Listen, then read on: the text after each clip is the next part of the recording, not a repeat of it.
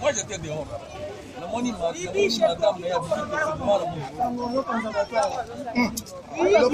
loba papa loba. Namoni madame ya bibi trop na bola.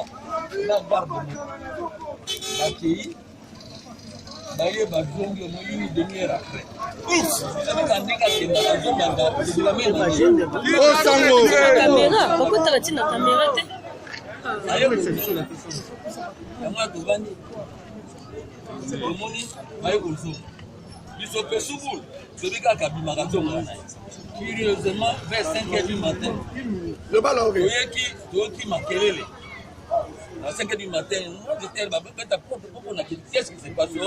Papa juste Sylvain au bon nous n'est plus. Là, mais je l'ai vu sauter avec madame ici vers 22h. Dans le but, quand ils sont revenus, le pire est vite arrivé, parce qu'il est qui n'enganda. Madame a quitté, mais il réanimé.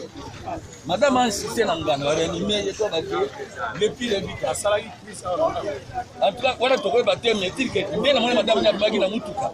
Pas le chauffeur à Zalaka, le chauffeur Sobaya qui est Moutuka. S'il y a des courses en dehors des heures normales, c'est madame qui 18h. Mais madame, elle est courageuse, une grande dame qui a une forte dame. C'est elle qui a conduit le véhicule bâché. La position de la zone va compter comme le plus pour le calme. Le président de madame Togi Kolé là. Papa Sylvain au bon moment. Et moi, Sali et moi, si bien que tous les jeunes ont pris Bobaye, ma vie, ce n'est pas possible parce que Balo Batoka qui m'a remarqué. Il y a eu des moments où ils ont cru comprendre. C'est Lucien Malobawana que le pire arriva. Donc moi, je suis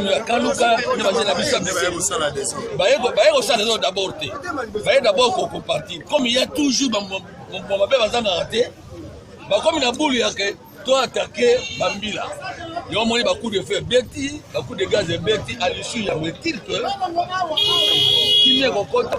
Moi, je suis venu, il faut se calmer. On va dire sa voisine à Misso de la paix. Oh, le reste, c'est déjà assuré. Merci. Vous voulez qu'on arrive jusqu'ici. C'est la quoi, hein? C'est la journée de respecter le geste de l'homme. C'est ça que j'ai commencé à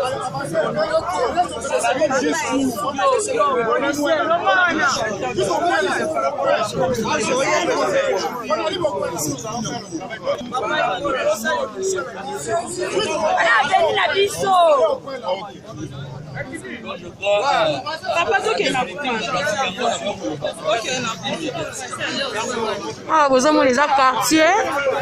Il y a papa la Visso. Quartier ça ya Stone.